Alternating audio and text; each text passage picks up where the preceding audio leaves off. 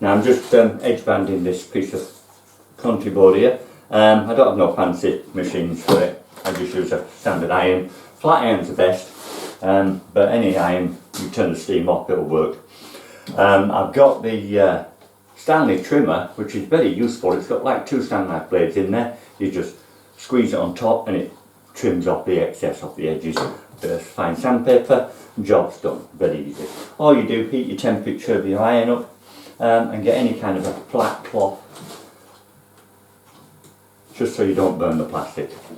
The idea is to heat the glue up enough to make it stick to the board.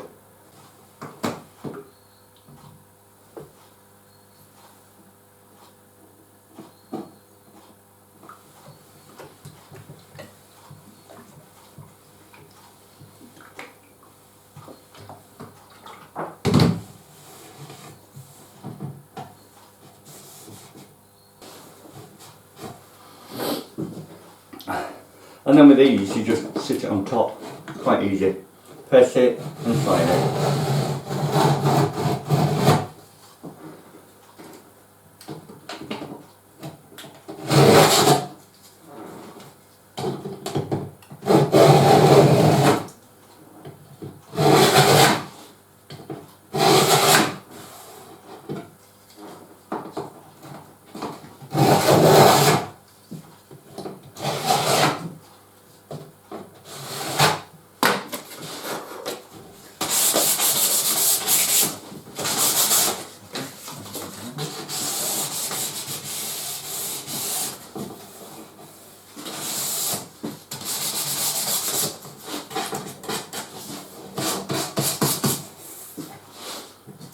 Have it.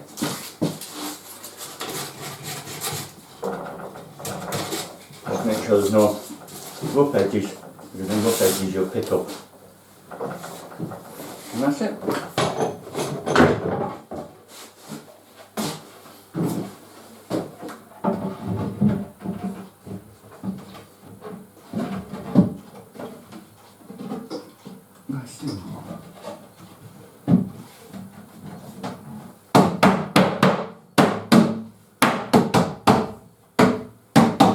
To trim off, and that's it. Okay. Right, having completed the first shelving unit, that's the big one sitting at the end of the bed, I've now dismantled it. I've checked everything's good on it. It's ready now just to be put together at the property. But far too heavy to carry around like that, so it'll have to go in bits. I've marked as much as I possibly can, so hopefully I won't get confused. I've no drawings except in my head. But yeah, should be okay, should go together. Right, the next thing is to do the shelving unit behind the wardrobe that's going in. Now this one will be an elongated one, i.e. that's the front and this is the back, so these are the sides. Now what I've done in this case is I've allowed gap for the skirting board all the way up, like I did with the bottom there. But I've also made a separate base, or I'm going to make a separate base once I've done it. So I've taken 100mm off the whole wall height. That's so that, because the bed's going to actually stand on this, the height is pretty critical. That bottom bit, if I need to at the time, I can whip something off a little bit bigger, a little bit smaller, just to raise and what have you, rather than put adjustable feet on it, because adjustable feet over a long period of time might give.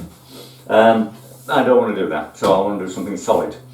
So I've taken 100mm off the bottom. I'll make an 100mm plinth to go round, and then when I'm on site, if I find it needs a bit of adjustment, I can just adjust the plinth instead of having to adjust the whole cabinet. So first thing I want to do is get the sides, screw through with this, drill through like we did before, and then put the back on it. So the first thing, get the 2 sides, mark them out and get them drilled.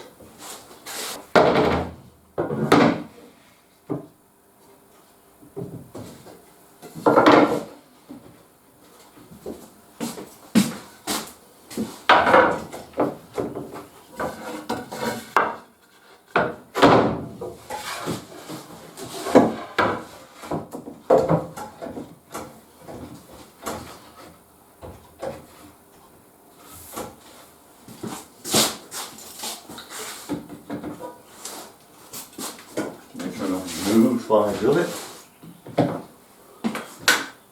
I'm not going to take it to the machine this time, the boards are a little bit too big and they'll overbalance, so I would just freehand it. It's only 5 holes. That's good.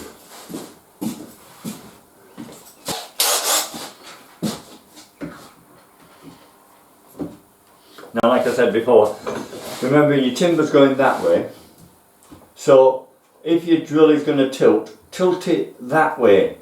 If you can't hold it perfect both ways, don't let it tilt that way, because if it tilts that way, it will send your screw at an angle and it will come out and break through the side of the timber, which you definitely don't want, not on conduit wood.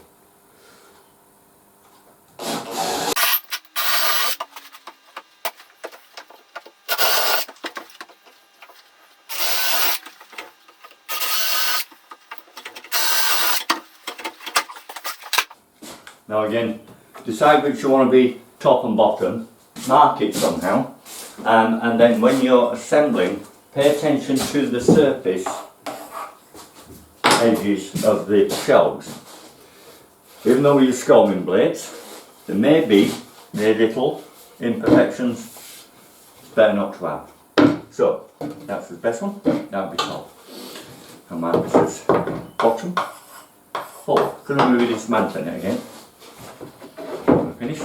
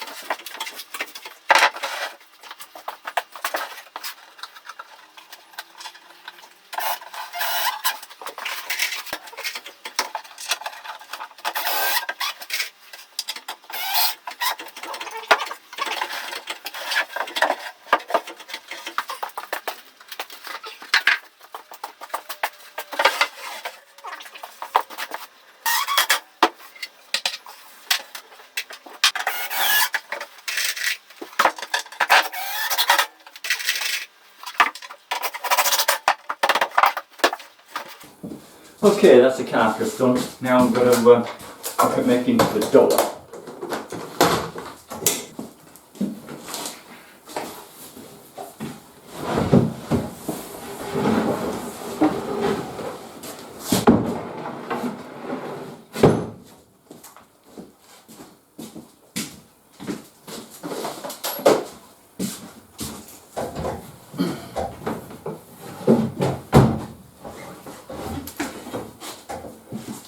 There's a piece cut ready for it.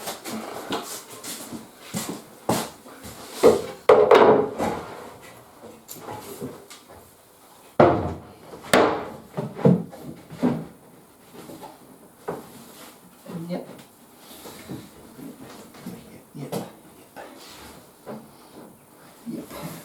Okay, that seems fine. It'll clear everything because we have some quite strong structures towards it, so we don't want it a very tight fit. I've got a 5mm clearance around the whole carcass there, which is perfect. On this side here will be a secondary piece to block the gap caused by the skirting board, and we need the width. So next, to get the hinges done on that, edging strip on it, get a piece cut for that edge.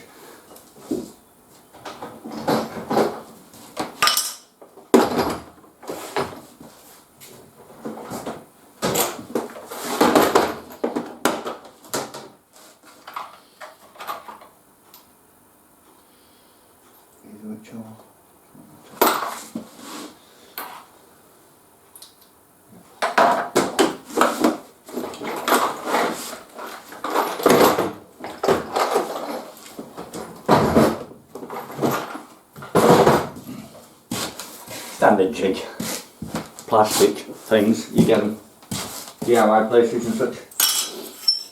Useful, saves a lot of measuring. The only measuring I'm going to do is the spacing. That's the inside. Yes.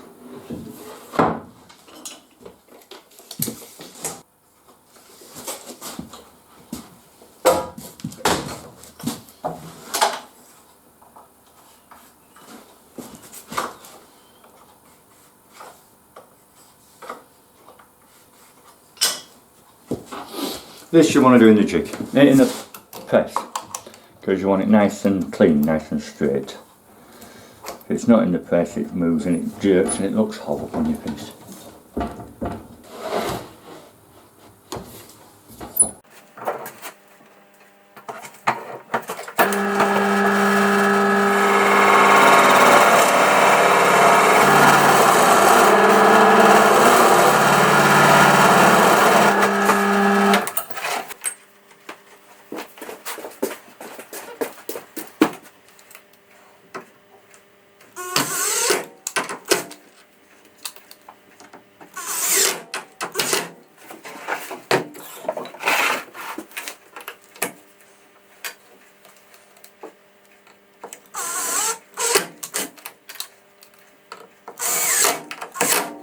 Right, now what we're going to do is lay the carcass down, put the door against it, and we can mark it exactly and do it in place.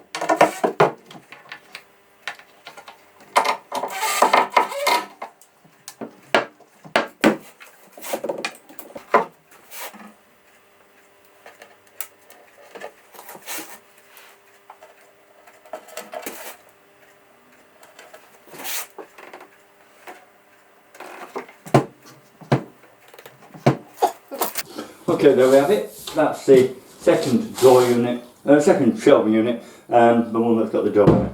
I've got the plinth on the bottom there, you see, so it's all ready now. I can dismantle it, put it with the other one, ready to go. I want a bit of edging strip on it still, and I've got to put a strip down the corner there, just because there's going to be skirting board at the bottom, and I just want to fill that gap.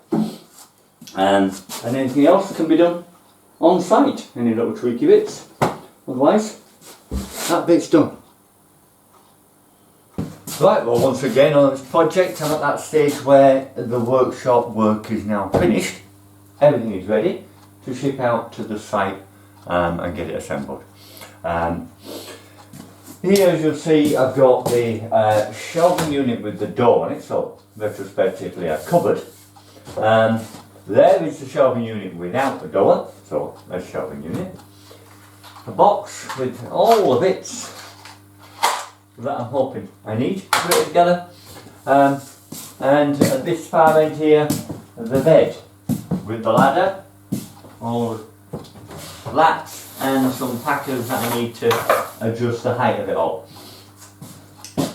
Now there is no instructions, so I would not recommend anybody else try putting this together, and I just hope that once I've got it all mixed up on the van, I can remember which bit's supposed to go where.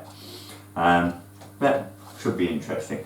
Now, being as it's at the customer's house, I will have to get consent before I can say for certain whether I'll be able to do video of the assembly of it. If so, then great, we'll be able to do it. If not, I'll just take some photos and show them at the end of the video. But as I said, that's it. Now, get it loaded up and get on the site.